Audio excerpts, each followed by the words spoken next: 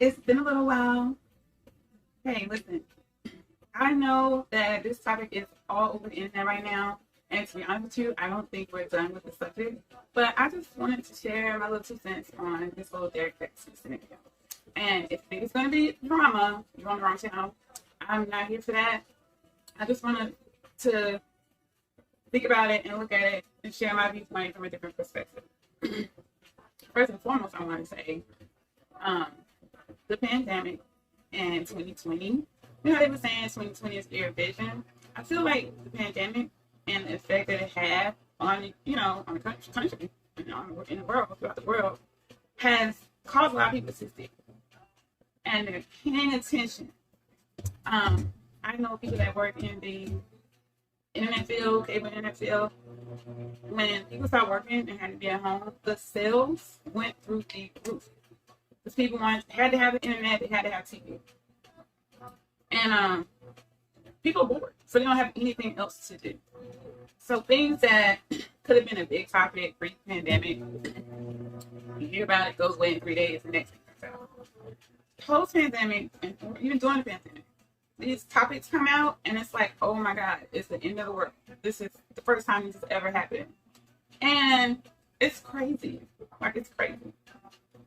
Millions, I'll go as far as to say millions of men cheat on their wives. And I don't condone it, but it happens. So why is this such a big story? And people might say, well, he's a motivational speaker. He tells women to avoid this, avoid that. Yeah, so do preachers. So do preachers, so do psychiatrists, so do everybody. Everybody kind of gives the same advice. And we all know preachers have been hypocritical, teachers, these motivational speakers, nobody's perfect. Everybody has a past, everybody has this. Some people might say, well, he's in it right now. He's doing it right now. He tried to sell his story. Well, yeah, because this is line of work. This is how he supports his family. This is how he takes care of himself. So of course he's going to try to save it. Here's my thing. As we have slowed down in this pandemic, some of us, because there are a lot that seem to have not slowed down. For me personally, my jobs have not changed. But in this time that you have to self-reflect, how about looking in the mirror? Look in the mirror.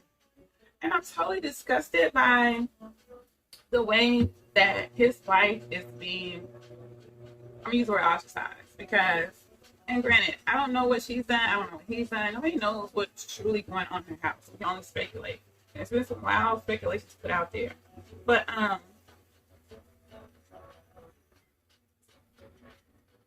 I think that that's something that needs to be dealt with in private. You know what I'm saying? I understand, like, this is what he does. He's a public figure. The public wants to know. He needs to inform the public. No, you really don't. You really don't. And to be honest, if he would have just came out and said, you know what? I've got some issues that I need to deal with, so I'm going to step aside and deal with these issues and come back when I can be the person that I proclaim to be, the person that I advise people to be, and not the person I advise people to avoid. If people truly had affection for him and truly, believe in him, and they would honor that and they would respect that, because at the end of the day, nobody is perfect at all. For those of you that are new to my channel, I shared on one of my first videos that I was brought up in a very religious household. When I was at my parents' house at 18, I said, ooh, I'm not going to another church.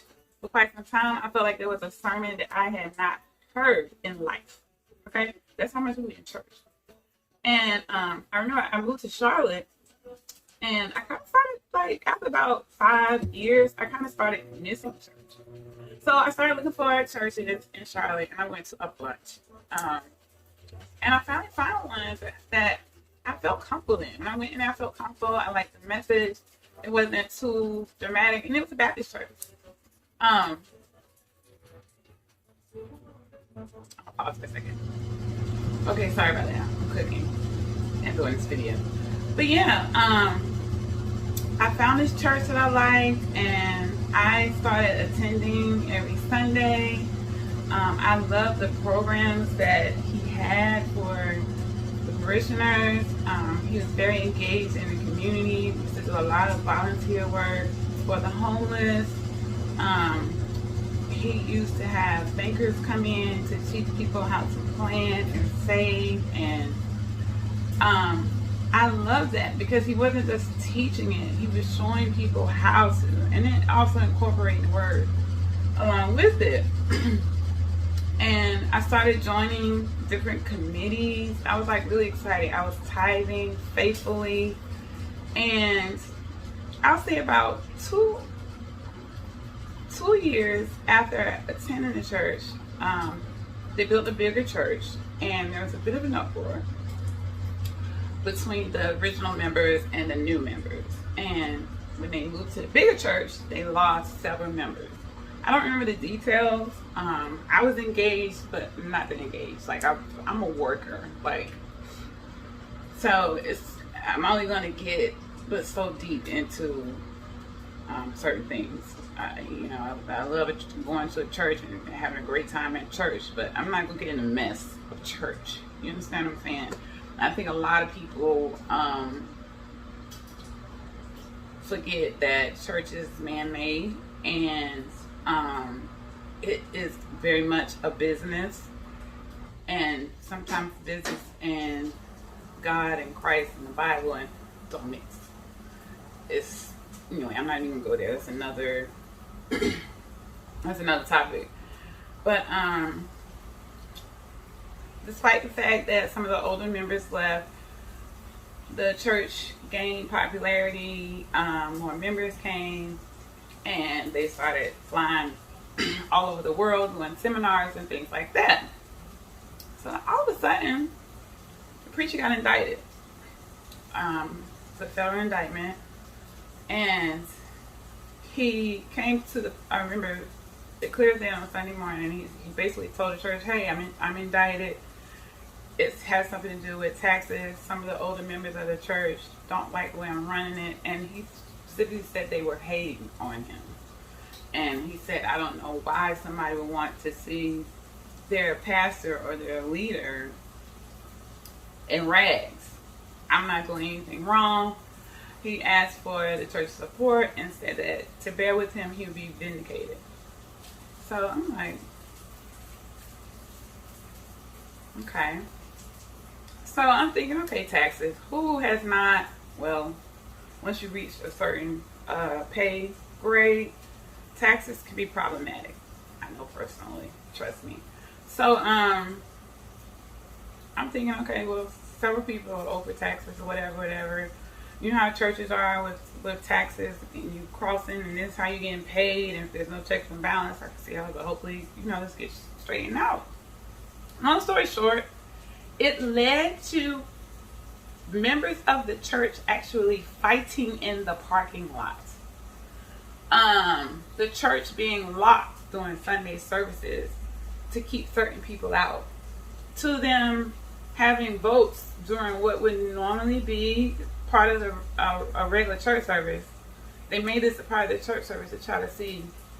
And all of this stuff was kind of being done as a part of the investigation. So I had to pull back from going because it was too much for me. Like I said, I'm a worker. When I go to church for some type of deliverance, for lack of better words. I want to be reminded of the purpose and be challenged for growth, not foolishness. Okay? So, yeah, I backed off. And then it became big news. Like, it was showing up on the news almost every day. And couldn't find out the preacher was sleeping with the secretary, taking trips and bringing the secretary. He was paying for Viagra, had falsified documents on loans to get Mercedes. And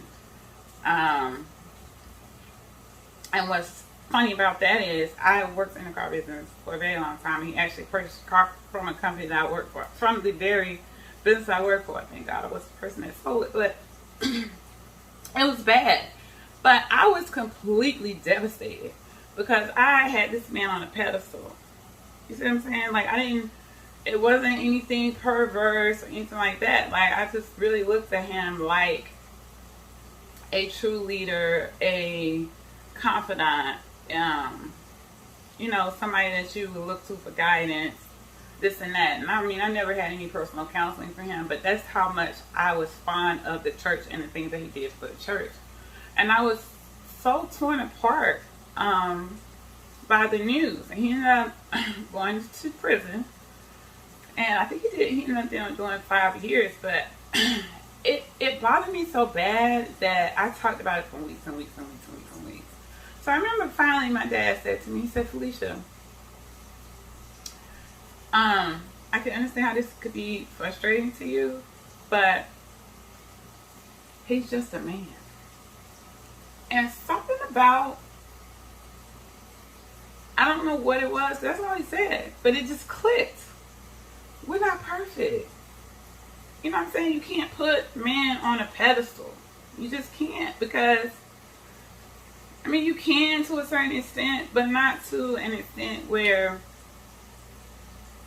it defeats you. It takes you away from you. You know what I mean? So I guess my point in saying all this is you have to be careful about who you let into your life, who you receive word from. And sometimes, you know, I've had some of the biggest blessings and some of the most helpful insight from the person that you at least expected.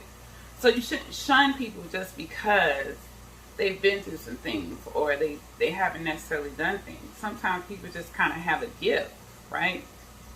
But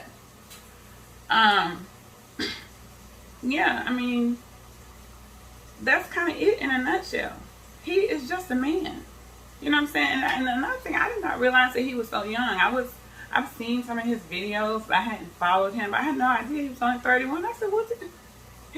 I'm surprised he hadn't messed up before then. Apparently he has, but he had done a good job keeping it private. But you know, he's just a man. So hopefully he'll take some time, sit down, be quiet,